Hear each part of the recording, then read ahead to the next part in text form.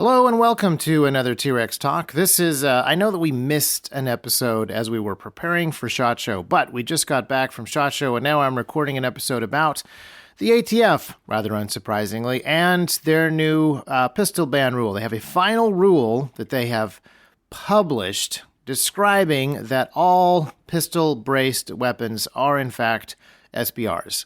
There's actually a little bit of wiggle room in theory, but that's only because the bill is so incredibly poorly written when it comes to the description of what a pistol-braced pistol would actually be compared to an SBR. I think it's safe to assume that everything is just going to be classified as an SBR. Now, there hasn't been quite as much time to study this particular bill because they rolled it out 2 or 3 days right before SHOT Show. A huge percentage of the people who would normally look into these things and carefully dissect them and digest them and figure out what policies should be were in the middle of preparing to take their companies to SHOT Show. The compliance officers at a bunch of companies who would normally go over this stuff with a fine-toothed comb were probably in the middle of arguing with Teamsters about how their stuff should be transported around the Venetian Convention Hall floor at that very moment. So there's been a lot of chatter about this, but there hasn't been a lot of focused conversation. I'm glad that I waited to talk about this until I'd had an opportunity to talk to a bunch of people at SHOT Show, because I think that the ATF very purposefully and somewhat maliciously decided to release the language of this new final rule right before SHOT Show, just to throw a wrench into the gun industry as a whole, because everybody was so busy, because everybody was so preoccupied, because they knew that everybody would be talking about this instead of their regular actual business at SHOT Show. It's kind of a jerk move.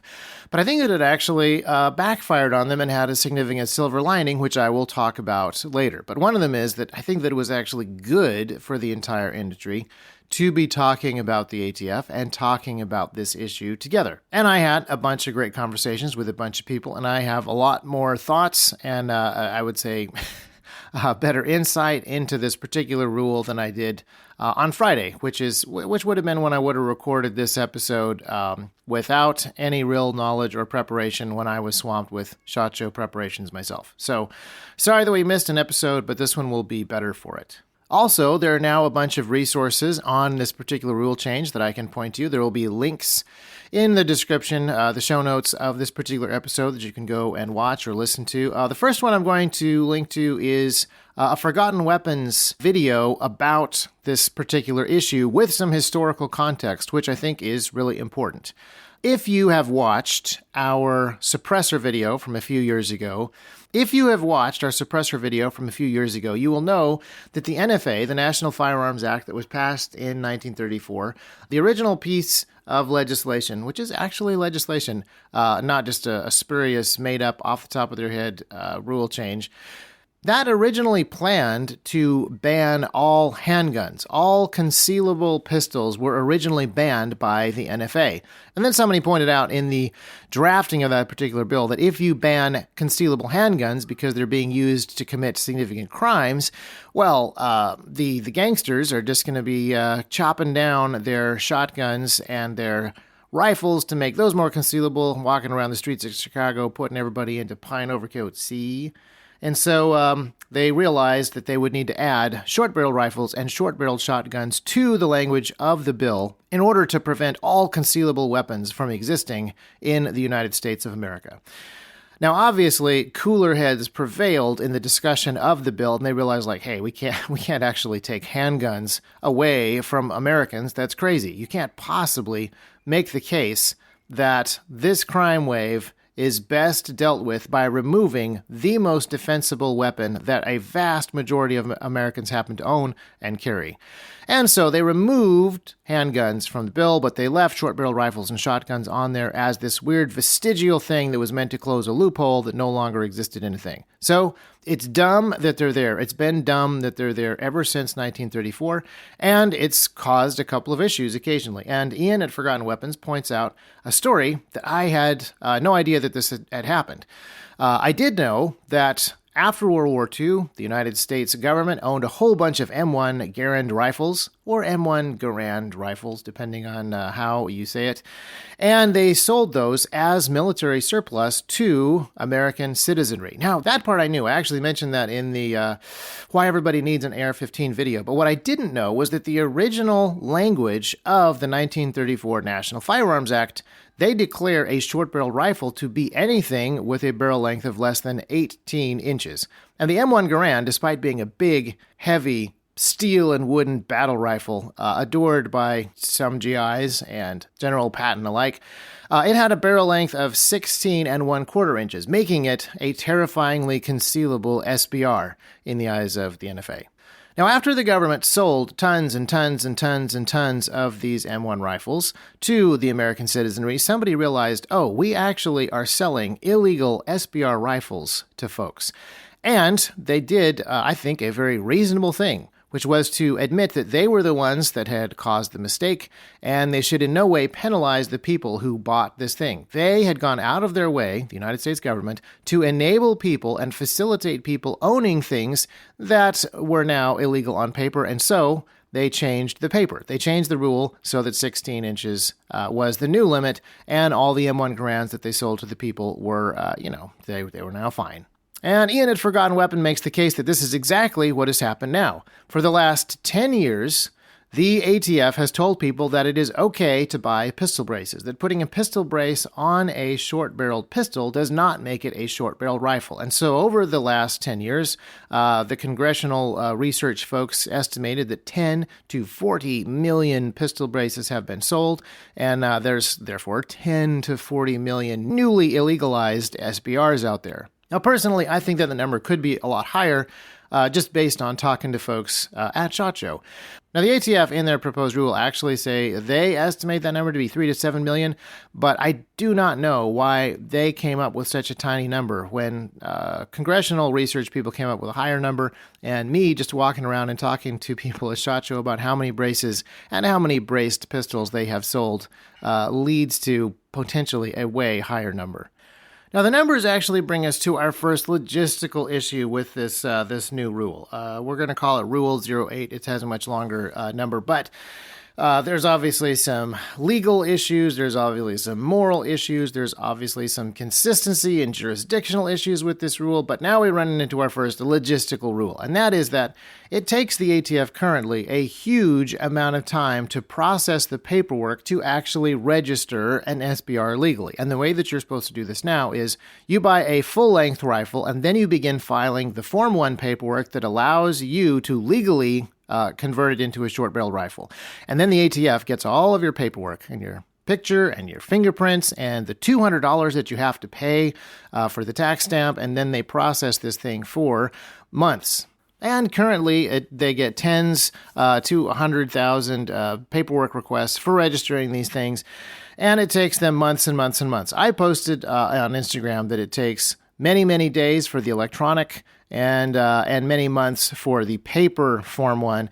And I got a million people in my comments saying that they had been waiting many months for the electronic, and they were now into a year-plus wait for their paper form. So the amount of time that it takes the ATF to process any of this paperwork is incredibly lengthy. And now they're asking for, in their estimations, 3 to 7 million people to file paperwork within the next 120 days to register their SBRs properly. Or, if you go by other people's numbers, they're demanding that 10 to 40 million Americans file paperwork within the next 120 days. That is an insane amount of paperwork for an agency that can barely handle a fraction of that, and it takes them forever and ever and ever to do it. And it's also worth pointing out that the ATF is doing this exactly backwards. Instead of telling us to get our stuff together and then they are going to allow us to create the SBR once we have the paperwork in hand, they're doing a very backwards thing where they're saying that we have technically been owning SBRs for the last 10 years or so. We are technically already felons. We are already in possession of an illegal device, and they would like us to send them our picture, our fingerprints, and incriminating photos of that illegal device which is, possession of this is a felony with a mandatory minimum of 10 years in prison. We're supposed to send all of that stuff to the federal government. And then there's another interesting wrinkle here that was pointed out by Stephen Stambolia at Gun Owners of America. And I'm going to link to a video from the Guns and Gadget YouTube channel talking about this issue, which is that the ATF runs its own background checks now. They no longer run background checks through the FBI. Those background checks stay open for 88 days, and your paperwork fails immediately if the background check fails or if the 88 days run out. So let's imagine that not all 40 million possessors of SBRs file their paperwork in the next 100 days. Let's imagine that it's only like 10 million. It is going to take the ATF literally years to wade through some of that paperwork, even if it's all electronic files. And all of those things will be immediately denied as soon as that 88-day background check window runs out. All of those people will then technically have failed to register their items as an SBR, but they will be registered not only as owning SBRs, but also as having failed the registration process. And the gentleman who pointed this out, who is a lawyer for Gun Owners of America, when he went down to the ATF booth, because of course the ATF has a booth at SHOT Show, and he asked them about this issue, this 88-day mandatory time limit on background checks and paperwork processing. They said, yeah, as soon as that 88 days run out, this will immediately be a failed registration, and that will cause an enforcement action. So I will link to that video in the show notes below so you can watch his description of that. It's pretty interesting to talk to a bunch of different lawyers who are reading this bill. And again, this is a 300-page document of insanely contradictory nonsense. It's incredibly confusing, and it was dropped at the busiest time in the year for these lawyers and for these gun organizations, I believe on purpose, very deliberately. And so there hasn't been a huge amount of time to analyze this entirely. But in many ways, you don't have to eat the whole apple to know that it's bad. Literally anywhere that you open up this document, you see a brand new problem. Another one that a gun lawyer I just randomly bumped into on the floor of SHOT pointed out is that the ATF isn't actually allowed to just randomly and arbitrarily waive a tax. It's very clear when they're given the authority in the NFA that they are supposed to, it says that they shall levy this tax. They have some level of discretion on who they're going to pursue for certain things, of course, but you can't just apply one set of the law after you've totally redesigned it and arbitrarily waive the other set of the law. So it's extremely likely that even if this is not a trap and it is in fact a good faith registration thing, they will come back to everybody who applied and say, sorry guys, we need to slavishly obey the Constitution, which says that we need to follow to the letter the edicts of Congress, and therefore we are going to have to charge all of you $200. All 40 million of you, send us $200 right away pronto and restart your paperwork. It could happen. And it's incredibly confusing to try to understand what some of the things that are written in this bill actually mean. I talked to another lawyer on the floor of SHOT Show. I'm not going to say his name. I'm not even going to say who he works for.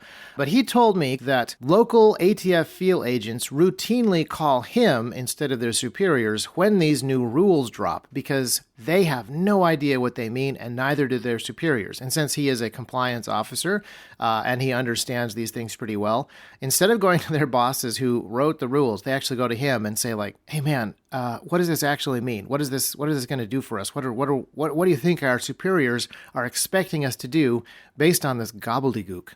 Thanks to the fact that this thing dropped right before SHOT Show, I actually had a ton of conversations with lawyers, with lobbyists, with manufacturers, and I didn't talk directly to some ATF agents.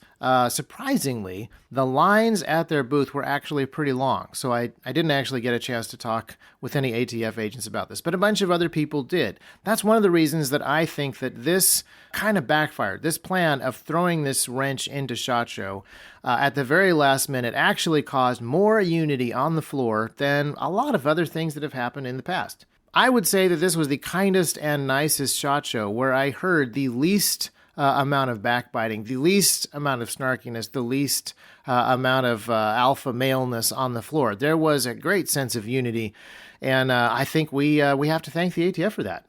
And a bunch of people were comparing notes and pointing out all the things that they had noticed about the bill. And there's just tons of weird things that I don't believe were thought through at all.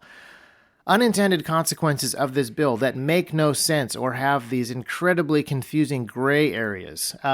For example, regular Form 1 SBRs can be added to a trust. These cannot. Another one is that SBRs are actually already banned at the state level in 7 or 8 states, depending on how you count Illinois, because that's another gray area right now. And so when the ATF at the federal level declares these 40 million pistols to actually be SBRs, they've really just declared millions of pistols that are legal under state law to now be illegal under state law. And that's going to cause some significant issues for residents of those states. Even if we took this rule at face value and we assumed that it was a good faith way to clean up some miscommunication and inconsistencies over the last 10 years when the ATF has sent out letters saying that pistol braces are fine, but you can't shoulder them. Actually, they're fine and you can shoulder them. If this is just trying to clean that up, it does so in one of the most confusing and aggressively anti-gun owner ways that you could possibly imagine. And if they truly admit that there are somewhere between 3 or 7 or 10 or 40 million of these pistol braces, then they definitely fall under the category of in common use, which is a legal test applied by Heller. And there's also no way that some of these restrictions will actually stand up to the tests imposed by the Bruin decision. And such an incredibly overreaching rule change that affects not only millions and millions of gun owners, but the laws of several states, well, that really runs afoul of the precedent set by the Supreme Court in the EPA versus West Virginia versus EPA case. So, in my opinion, there is absolutely no way that this thing holds up to legal scrutiny, and there will be a ton of lawsuits filed against the ATF by the now more unified firearm industry. And then there's also the fact that this thing is very clearly, obviously, a trap. There's no way that this thing can function as it is described. It's just a way to scare people into A, destroying their property, because that's one option, or B, sending a bunch of self-incriminating documents to the ATF that will never actually be processed properly. They'll just be added to a new de facto SBR registry without, all the proper Form 1 stuff getting done. All I can say is that this thing is absolutely some kind of trap. And I would point out it's not even listed in the federal registry yet. So that 100-day countdown has not even begun ticking. This isn't a proper in-place federal rule, and a bunch of people don't know that yet, including some ATF agents that were on the floor, allegedly, apparently. Now, some of you may be asking, is this bureaucratic incompetence? Or is this more than that? And there's actually some historical precedent for these kind of traps as well. Back in the 1970s, the ATF had kind of gotten off the rails a little bit, and there was a subcommittee, a congressional subcommittee that was formed to hold a hearing and try to figure out what was going on in the ATF. Believe it or not, Joe Biden actually on that subcommittee. And despite Joe Biden being on the subcommittee, their final report that they wrote said several things, one of which was, and I'm going to quote this, 75% of BATF gun prosecutions were aimed at ordinary citizens who had neither criminal intent nor knowledge, but were enticed by agents into unknowing technical violations. So traps, I'm not going to say entrapment, because entrapment sounds like a legal thing that requires, some significant proof, and I would want to know more about individual cases before saying that people had engaged in specific entrapment. In the same way that I think that federal agents should think very carefully before they, use a blanket statement to say that 10 to 40 million United States citizens are in fact felons and have been felons for multiple years without conducting a single criminal investigation on, any of them. But this is the historical pattern of the ATF operations. It is much, much easier to go after law-abiding citizens than it is to go after the criminals that their job actually requires them to. And it's much easier for them to write new laws as fiat themselves and implement them as rules than go through the legislative process.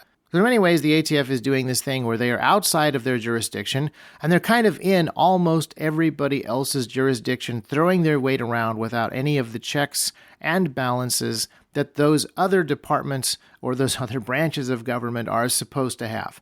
The good news is I don't think this is going to stand up in court. The bad news is that the ATF is going to continue to do wild and reckless, painful things like dropping rules at inconvenient times and kicking down people's doors and shooting people's dogs and confiscating people's weapons. Oh, I talked to a bunch of law enforcement agents at SHOT Show as well, and they gave me story after story of law enforcement agents who have had their guns confiscated by the ATF for literally no cause. The charges have been dropped and they don't get their guns back. So the good news about such a gigantic overreach that this new Final Rule 08 is, that literally addresses 10 to 40 million Americans, vast chunks of the firearm industry, is that it really is getting people on the same page and we're talking about the same things. A lot of folks, when the ATF went after, for example, bump stocks, didn't care because they didn't care about bump stocks. When the ATF constantly and repeatedly tries to shut down Polymer 80 and Polymer 80's business and put everybody that has purchased their products in grave legal threats, we're like, well, I don't have a P80. But this is a big enough issue, and it so clearly shows what the ATF MO is that I think that we're actually going to get considerable amount of movement out of this. There's actually going to be a very positive legal reaction that I think will bear some good fruit. And I think that is the silver lining in the dark cloud. And I'm trying to think if there's any other metaphors that I can throw in here before we end the podcast, but I'm not coming up with anything. So thank you very much for listening. Watch this issue very closely. And again, I am giving you no advice whatsoever on how to comply with the law because I am not a lawyer. I'm just pointing out that you can do whatever you want when it comes to clear and obvious traps.